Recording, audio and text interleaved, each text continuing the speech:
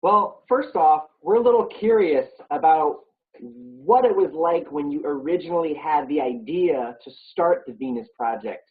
What were you thinking? What were you feeling? I was feeling sorry for the world, building nuclear weapons and armaments, and so many different nations are doing it. I felt it's a shame the direction we're going in is toward the destruction of the environment. And so this is what motivates me. A lot of what we're focusing on at the conference is professional development for young leaders and young professionals. So I would ask you then, what do you think is the biggest need for, or a role that young people could fill? Information on how we relate to nature and how we should relate to one another, which we don't have at all.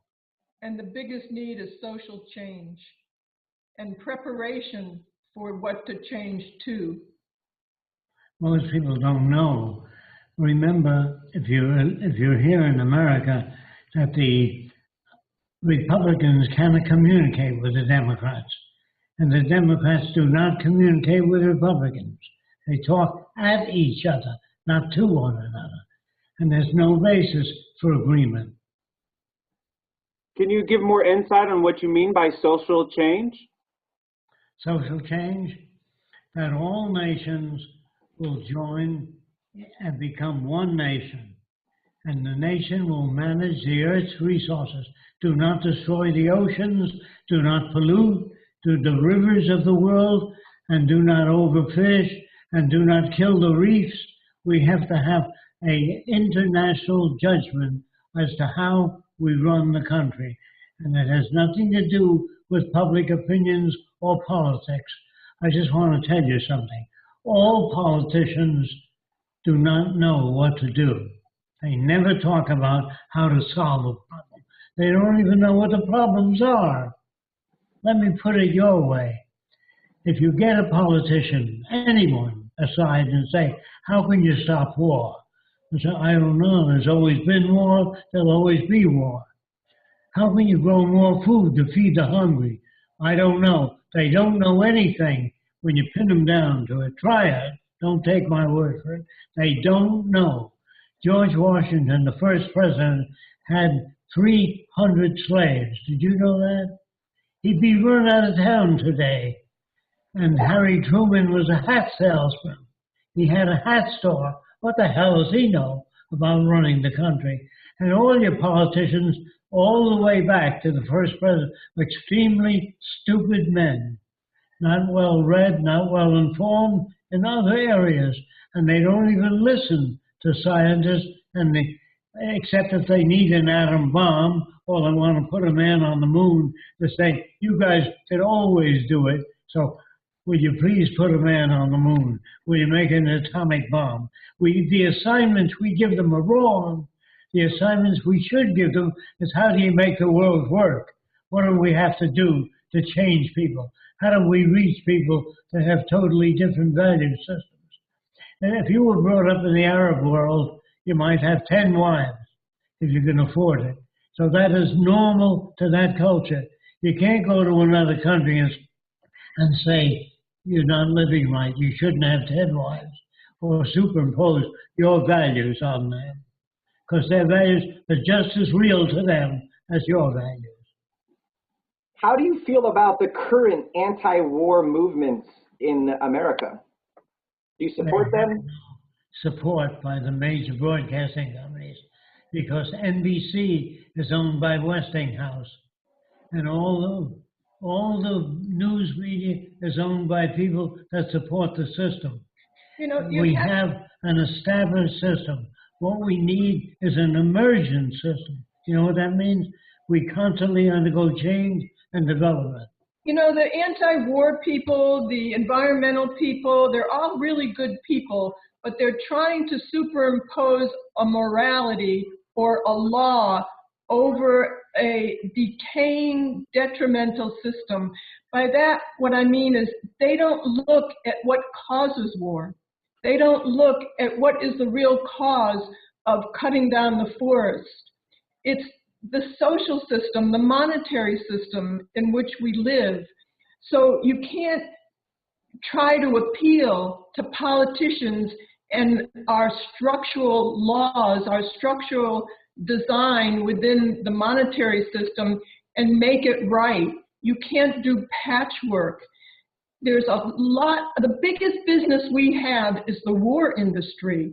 Most of our money goes to war. Who's going to want to stop that when people need money in order to support themselves and support their stockholders?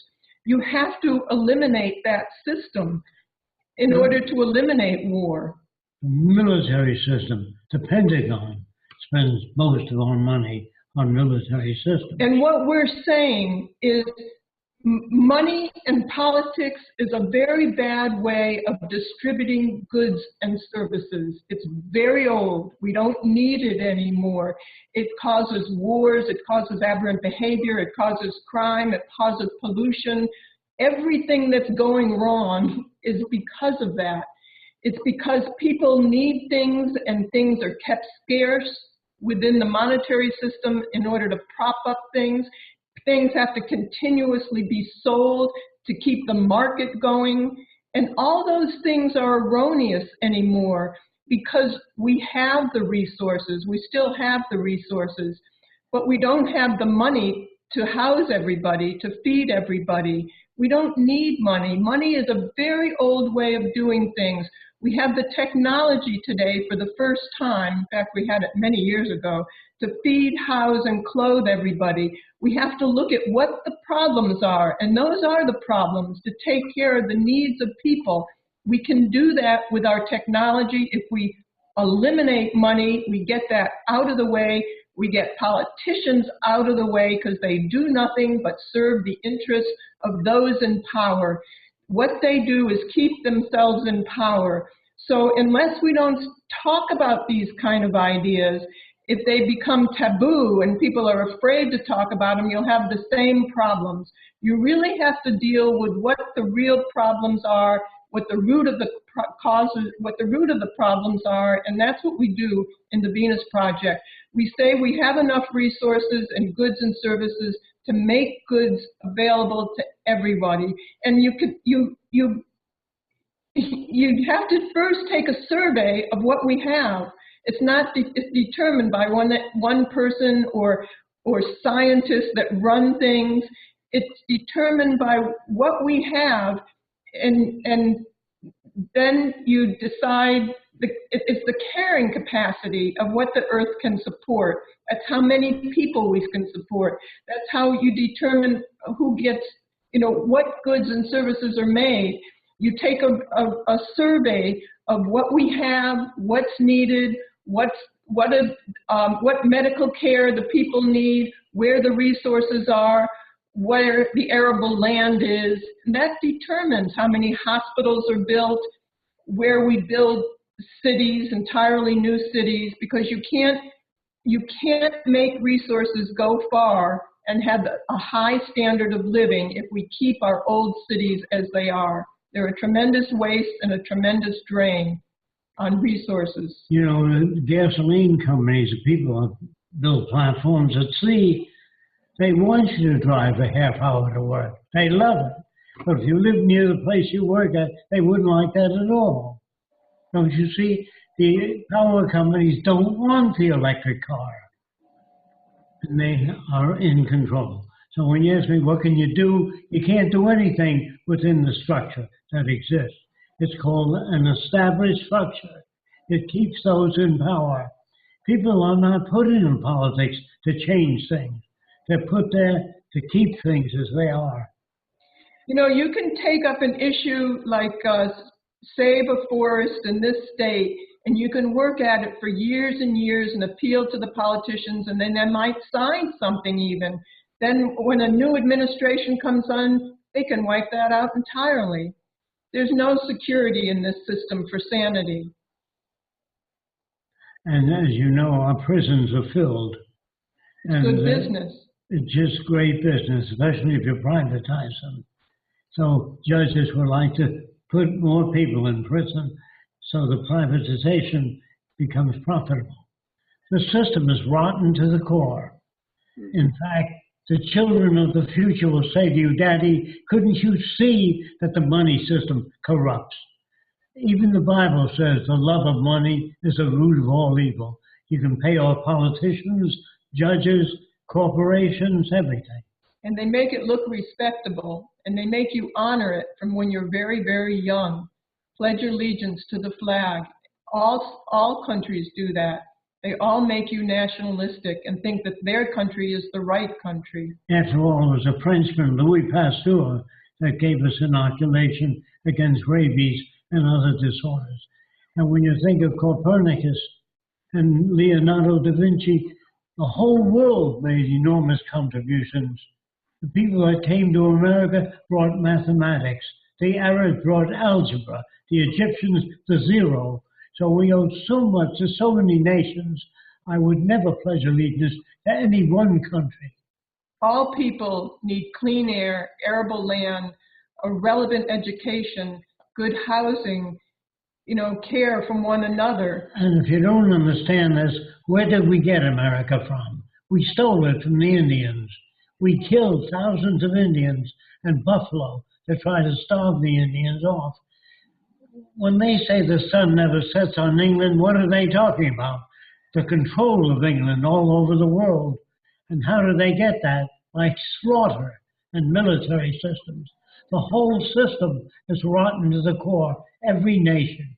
I'm not saying there's any one nation we ought to copy. We have to either grow up fast or kill each other. I'm sorry about that. I don't like my conclusions. Peace is a necessity, but you'll never get it within the free enterprise system and the monetary system. Guns make a lot of money. The sale of guns make money.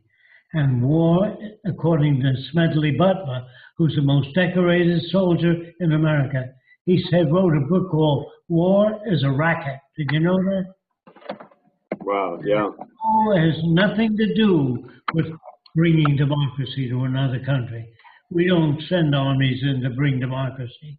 We send armies in because they have oil or something we need. As a futurist, I'm curious. I know the Bible and Atlas Shrugged are two phenomenally successful books this world has ever seen. Are there any books that you recommend that are on that scale or could be on that scale that would represent the values of the Venus Project?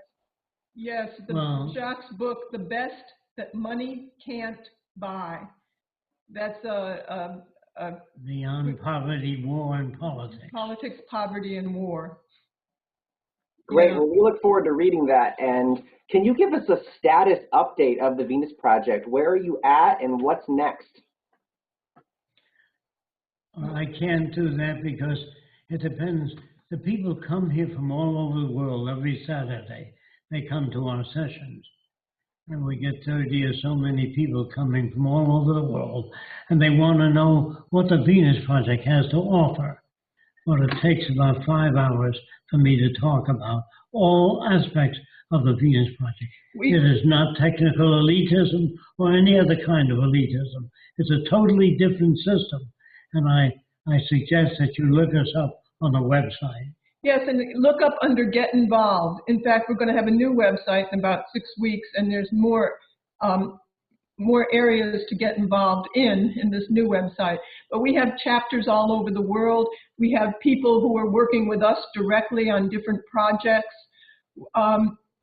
We have people doing books, videos, music, documentary. We have 3 documentaries on Netflix right now about the Venus Project. If you just look under Jacque Fresco, you'll probably find them, or the Venus Project. So there's lots of room to help. We need everybody's help, but most of all, it's a learning curve. We have lots of books, we have lots of videos on YouTube, we have a lot of videos to learn about this. So I suggest getting the books. If you can't afford the books, we have a lot of free information on our website and a lot of free ebooks as well. So start there. Yeah, and then we have a website with just questions and answers called AskJacqueFresco.com. So, and that was put together with some people who are working with us in Turkey. So they're all over the globe.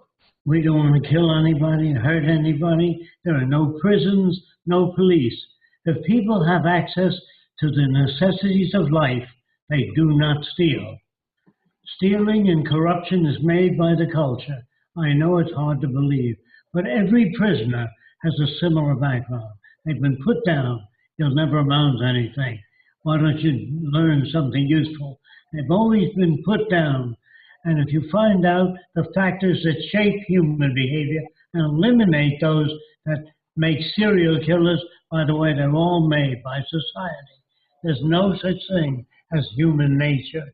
They tell you that Leonardo da Vinci was very creative. That's not true. He associated with people that talked of gears and levers. He did not associate with normal people, he said, because they all say the same thing. Good morning, how's the family? How's everything? Good, I'm glad to hear that. They're all so uniform that you can't control people unless you make them uniform. And we want to make them bring out the best in every individual. The sorry thing about the future is there was only one Edison, one Louis Pasteur, one Einstein. In the future, everybody will be making contributions. I believe that you can teach any normal person to be very creative by exposing them to new ideas. But the more rigid your culture is and the more uniform the training, like having a Mickey Mouse Club for children, is really insane. It hurts children. All this crap that we have going, which you call right and normal, is really detrimental. And can you give any insight about who your biggest mentors or influences were? Who were your mentors or influences? Oh, I would say Albert Einstein. When I first met him, I said, "Do you believe in God?" He said, "Which one?" And I said, "Do you believe in truth?" He said, "What do you mean by truth?" I said, "Well, that certain things are a certain way." He says, "Like what?" He wouldn't let me get away with words. He says, "Look into semantics." Semantics is a study of words and meaning, how the same word can have a different meaning to another person. Anyway, I said, "This is smooth." He says, "You really believe that that is smooth?" I said, "Yes." He put it under a microscope and it looked very coarse. So I said, "Is that what it's really like?" He said, "We can't see things as they really appear. If I blow it up more, it looks like slivers. We can only depend on our receptors, and they're not good enough. That's why humans can never attain high consciousness, because the receptors can't pick up bacteria, radio waves, anything. So you have to really understand a great deal about a great many things before you can design a culture." Great. Well, thank you so much. I mean, I know we've been going back and forth and trying to schedule this interview, and I know you've got a lot of things going on at the Venus Project with different documentaries and your tours on Saturdays. Thank you for the opportunity.